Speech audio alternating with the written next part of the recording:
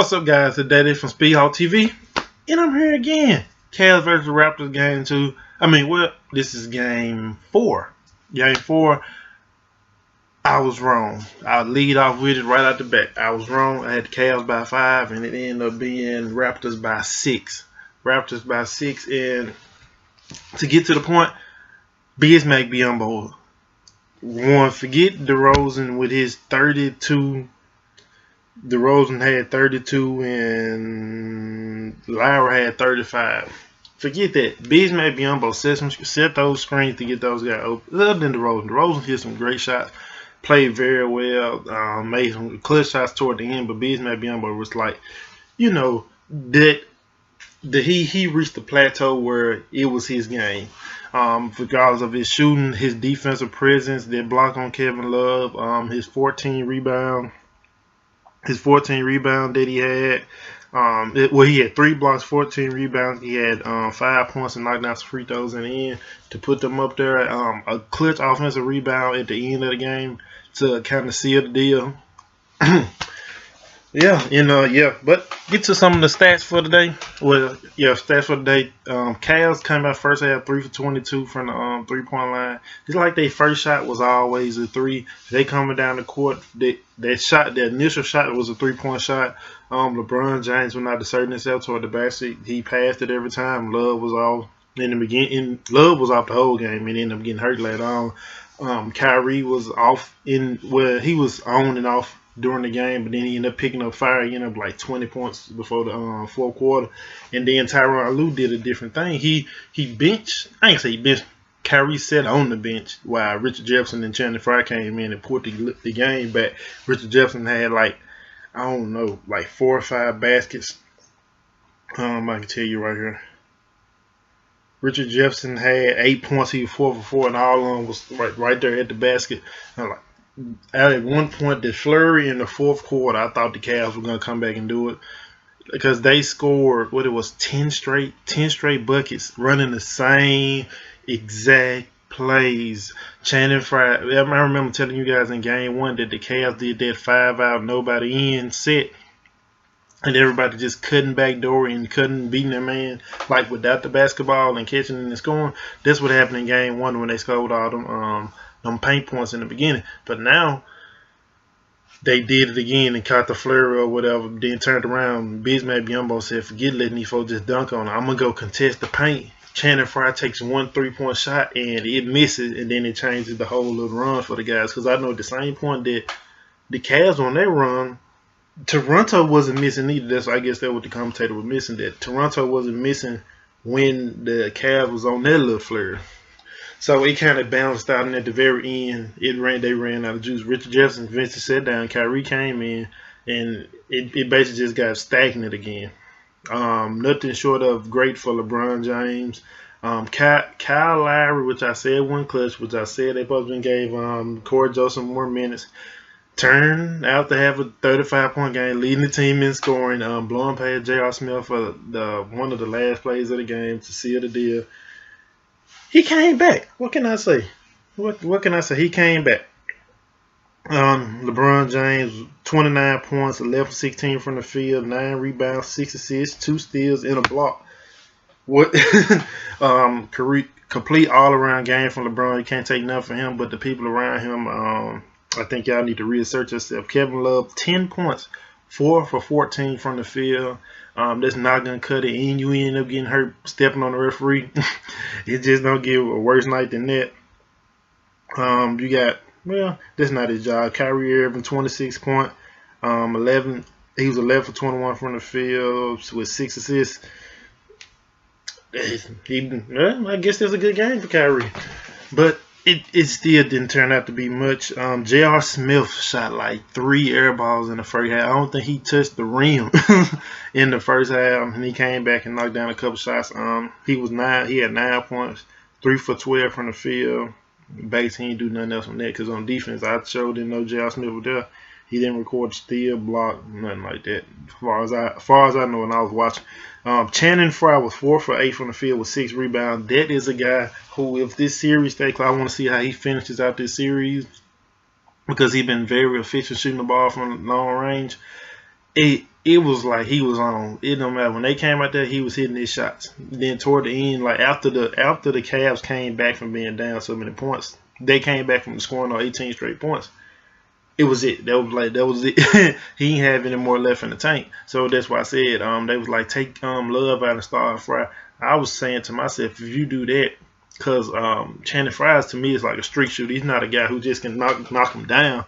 He like a streak. He can hit like 4 in a row and then he ain't gonna be it no more. Then he'll come back and hit some more.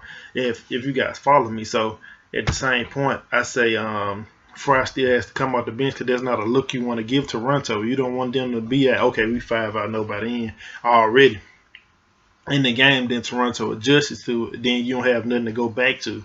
That's why I said that's something you bring out the bench. Like you can be running a 3 out 2 in set or a 4 out 1 in set. Then next thing you know you go 5 out. Then Toronto scrambling if you change that on the fly or doing a timeout or something like that. That's the great of having Channing Frye and putting him at the 5. Bring Bismack out the paint. Everything just opens up across the board. Dele came in. Dele missed a clutch shot. He airballed a clutch shot, I think, from the right side of the court. It wide open. I think it was to tie the game or to bring it back or something in that sort. And he absolutely missed it. It was late in the 4th quarter. And I also know that the Cavs went 1 for 10 in the last 4 minutes inside their game, which was absolutely horrible. Like I said, after they got through that first initial burst, they ran out of gas. Regardless of what they say, it's just like they looked like they just didn't have it anymore. LeBron James went down there and missed a layup. Nothing against LeBron from having this great game. It doesn't take away from his game, but he just missed a layup later on. He played the whole second half. So you can take those things into consideration when you bring up that. Shumpert took 1 shot and it just step back 3. Absolutely horrible. But to get to you guys, some Raptors stats. DeRozan had 32 points. He was 14 from 23 from the field. Kyle Lowry 35 points, 14 for 20 from the field. Those 2 guys held it down with 67 combined points. What else can you say from some guys taking 43 shots, 67 points on 43 shots? I'll take it. DeMar Carroll had 11 points. He was 3 for 12. He wasn't just. I don't know. He had a shot at the beginning and made a couple of free throws. Well, they didn't even just take free throws like that. I don't know. He scored a little bit, but he was good defending at first because down toward the end they couldn't stop the Cavs for anything. But he was good for the first 3 quarters defending. Bismack Biyombo, like I said, 14 rebounds, clutch offensive rebounds that he had. Patrick Patterson came in, did some work, and Corey Joseph played that more like that garbage role when it was time for DeRozan to get some rest. He came in and played the same with Rel. Told you guys about Corey Joseph. He would be he got that work for whoever want to come out there and try to get him when they come off the bench. Starter, backup, it doesn't matter. I believe in Corey Joseph. At one point, they gave him the game against the Heat. He took the game-winning shot. Well, he didn't make it, but he took it. That's the whole point. They finally got Terrence Ross out of there. He was 1 for 3 in the game. He only played 7 minutes, but those are the complete stats for the game, for game 4. And quick thoughts on that. Going back home to Cleveland, no team has won on the road yet. And the Raptors seem like they're on the road. Do I give the Raptors their first road win? I might just have to say yes. I might have to say the Raptors may just pull this off and go 3-2. Nobody has won on the road, but I've been wrong so many times because I want to pick the Cavs. So I'm just gonna pick the Raptors for the next game. I don't see anything different. Kevin Love, injury, non-injury. I feel like the outcome of the game is still going to be the same regardless if he plays or if he doesn't play in the next game. It just doesn't come to me. I can't think of any other changes that the Cavs should just actually make because they actually hung in there a lot. Probably go back to Channing Frye early on. Not just primarily for that. Just to come back and get the spacing, but just to get him in a rhythm, just in case he might have to play longer minutes, depending on how Kevin Love has been stinking up the place the last 2 games. And I know it's not a time to sign an alarm and get everybody out of it, but if you Tyronn Lue this your first year, and the whole world gonna come on you if they lose, it ain't gonna come on LeBron. It ain't gonna come on LeBron too. I don't know what I'm talking about. But you know, you might have to make a coaching decision, make a coaching move, make a change, make a critical change in the game, in the series that brings your team back. From the Raptors side, keep letting Bismack play like he is. I seen Jonas was on the bench the whole game, but he never got in. So I don't know how the Cavs, I don't know how they would play out. I like how Bismack is playing, so Jonas probably can stay on the bench and get real healthy. But bringing him and Bismack, or I just like Bismack playing 30, 35, 40 minutes a game, and it's been all right for me. It's just me as a fan watch. But I know I said it was a sweep. Now it's 2-2. I'm starting to question. And I'm trying to pull 3-2 Raptors. And if LeBron doesn't make this playoffs, if LeBron doesn't make the final this year after making it 6 straight years, will his reputation be tarnished? I don't know.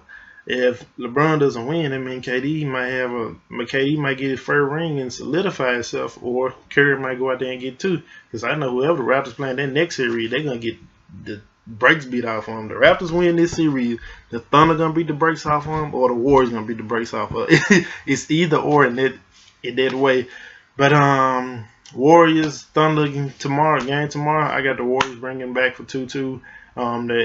Are they going? No, they're still in Oklahoma City. I still got the Warriors going back 2-2 and going back home on their own floor and winning another one. That'll bring them back to 3-2, and after that, I give you guys on what's happening there. It depends on Andrew Bogut's injuries and everything else that Steve Kerr got going on over there.